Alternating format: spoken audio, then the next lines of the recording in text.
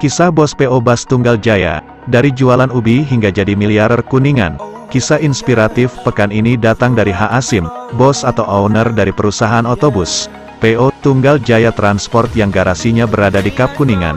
Bukan hal yang mudah untuk mencapai posisinya seperti sekarang, melainkan harus menempuh perjuangan yang berliku hingga lelaki yang hanya lulusan SD ini memiliki 10 unit bus dengan aset total sekitar 15 miliar rupiah.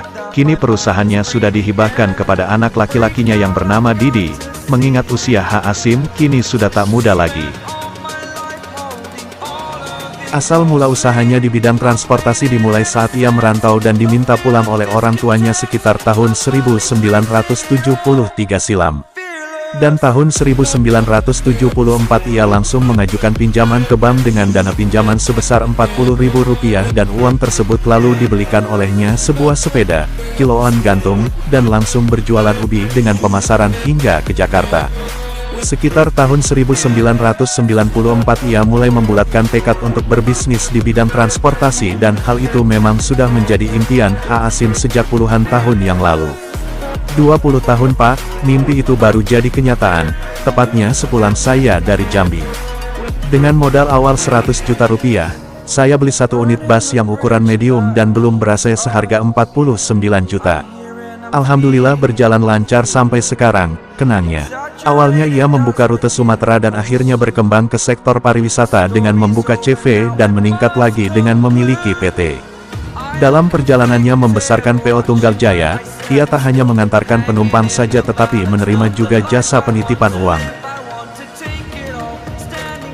Adapun filosofi nama Tunggal Jaya sendiri merupakan mana pemberian dari sang ayah.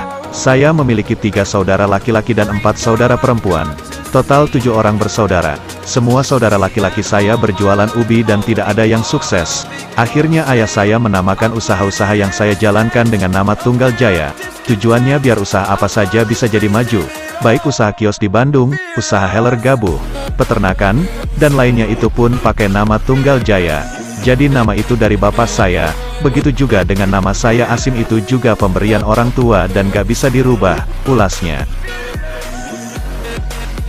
Tak hanya konsen di bidang bisnis saja, H. Asim juga mengabdikan dirinya untuk Desa Bojong, Kec Cilimus, Kap Kuningan, sebuah desa terpencil tempat ia tinggal. Jabatannya di desa tersebut yakni sebagai anggota LPM dan sudah 4 periode masa jabatan.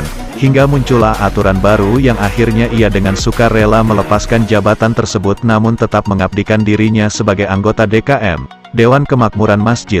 Kalau hitungan waktu ya rugi, karena nawaitu, niat, saya ibadah alhamdulillah banyak yang sudah dicapai. Di tahun 2005 Desa Bojong mendapat juara 1 desa terbaik se-Kabupaten Kuningan dan mendapat penghargaan. Katanya, menurut H. Asim, makna ibadah itu luas, bukan hanya sembahyang saja, melainkan mengabadikan diri untuk kepentingan masyarakat juga bermakna ibadah.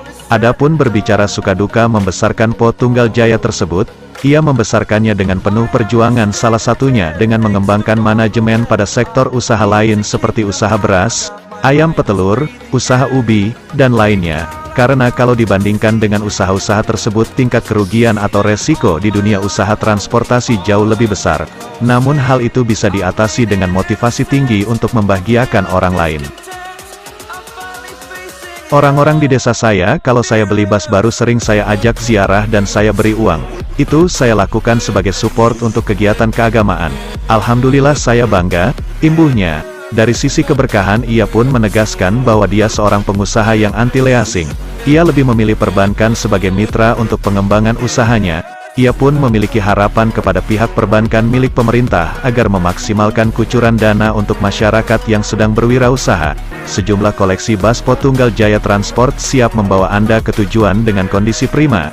Dalam memberikan harga sewa bus, H. Asim tidak hanya mengutamakan keuntungan atau bisnis semata melainkan tetap melaksanakan motivasinya dalam beribadah.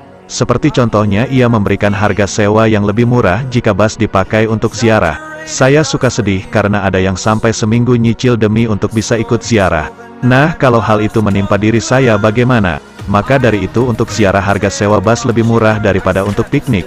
Hitung-hitung kita sodakoh, tegasnya. Selain itu, ia pun tak lupa membayarkan zakat dan menyantuni anak yatim.